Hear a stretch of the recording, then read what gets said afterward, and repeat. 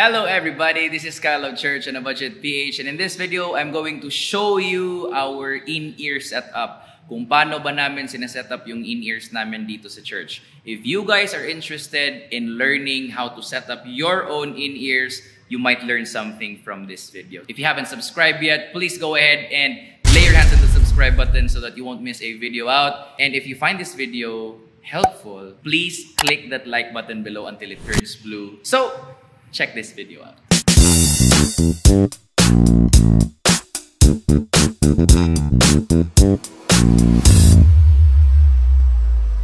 So many of you are asking me, Kyle, ano ba yung setup ng in-ear system nyo ngayon? So, ano ba yung gamit nyo na mixer? Ano ba yung kable ng mga ginamit nyo? Kailangan ko ba ng headphone amplifier? Hindi ko ba kailangan ng headphone amplifier? Gaano ba kahaba yung cable na kailangan? Do I really need to use unbalanced or balanced cable? Mga ganon na mga question. So in this video, I'm going to answer these questions by showing you our setup now. So here's a disclaimer. I have a previous video before where we used a different system kasi iba yung mixer namin. Check that video out here. That's one of my most viewed videos. But ngayon, since we upgraded, thank you Jesus, to a new mixer, eto na yung setup namin ngayon. Actually, mas simple siya, and so I'm so excited to show you.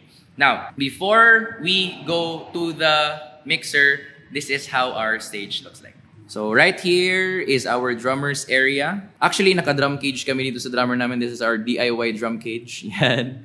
It's just angle bar na slotted. Tapos yun. Diyan namin nilagay yung acrylic na glass. Yun. But here's our drummer's area, and eto yung in-ear niya na cable. Yan. Diyan niya pina-plug yung in-ear niya. For our bassist, empty to ngayon kasi he's using his own bass. Here is his in-ear na cable. Yan, dyan na pina-plug yung in-ears niya. And then here is our keyboard. This is actually most of the time where I stand or I play. Okay? And here is my cable right here. Yan, dito siya. And then for the guitar, dalawa sila. So may isang cable dito, in-ears ng acoustic, tapos may isa din na in-ear ng electric, which is this one. So naka-keep lang siya din at the moment. Close sa aircon. For our vocals, what we use are wireless na system. So dito pa rin yung X-Tuga namin sa mga nagtatanong. No? It's still very alive. That's our X-Tuga RW2080. It's very much alive. Tapos nagdagdag lang kami ng Challenger. This is another wireless transmitter, and it's serving us really well. If mag-upgrade man kami, sure na kami dun sa Phoenix Pro, doon yung i-upgrade namin kasi budget lang, tapos pwede. Links in the description below kung gusto nyo malaman yung mga gear recommendations ko. But now for our vocals, this is what we use. Again, yung in-ear pack niya gumagana pa rin. Now that you have seen our setup, we have a regularly sized stage. Pero one thing na you have to take note is, this is not a small stage. Hindi kami nakakumpul sa isang place.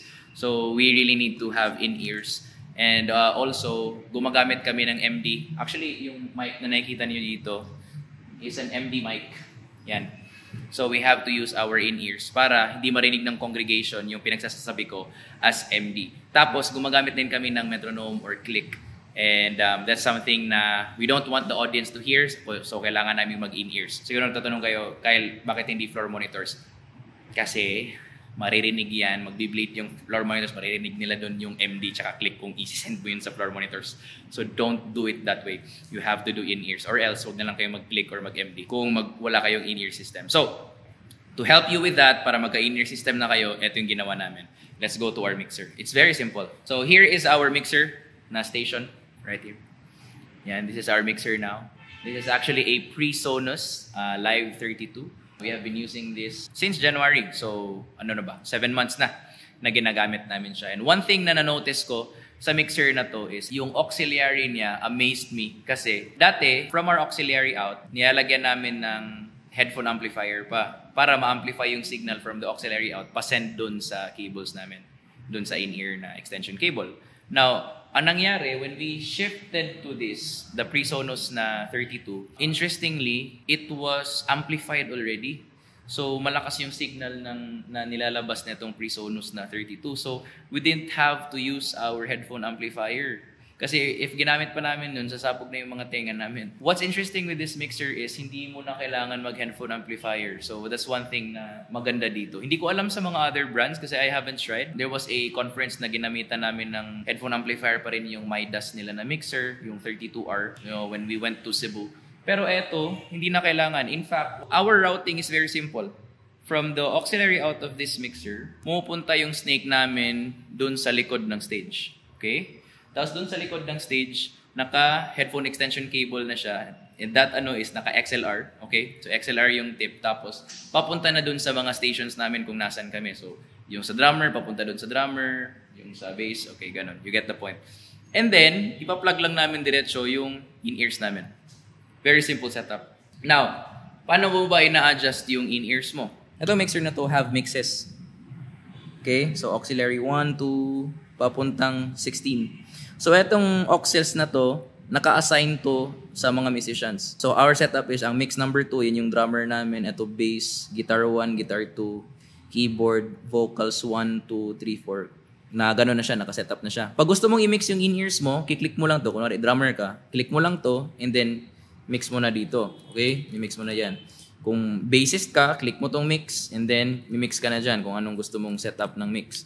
Kung sa guitar, ganon. So, you get the point, right? So, individual kayo ng mix. Ibig sabihin nun, I don't need to hear what the drummer is hearing. May sariling mix ako.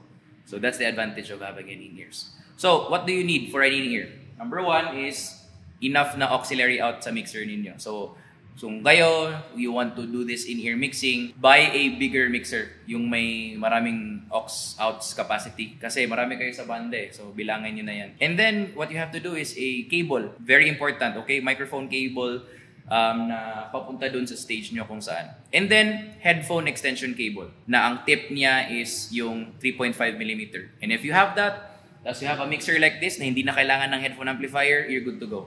Plug mo lang dyan and then mix na sa in-ears. Eto quick tip lang before I end this video. Paano ba mag-mix ng in-ears? Ano ba yung standard? Very, very simple. Ito yung gawin niyo. Okay, so bababa natin to lahat para simple. Mas simple tignan. Kunwari lang, this is your input. Kunwari ikaw to. Okay? Bass guitar. Okay, this is your input. Ang first mong gawin, i-unity mo yan. 0, Walang dagdag, walang bawas.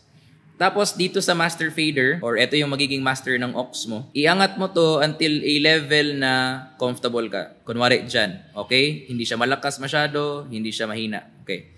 And then pag nandyan ka na, okay ka na dito, you can now start adding things in. Okay, dadagdag ko tong, kunwari, guitar to, tapos keyboard, tapos drums, lagay ko dyan. I-mix mo na yung iba. Okay, papunta dyan. Okay, yung vocals, masyadong malakas, baba. Click.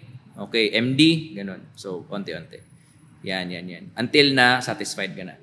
Pag okay ka na dyan, that is now your basic mix for your in-ears. Take note, okay? Unahin mo yung input mo, yung sayo. Unahin mo yung sayo. And then, master.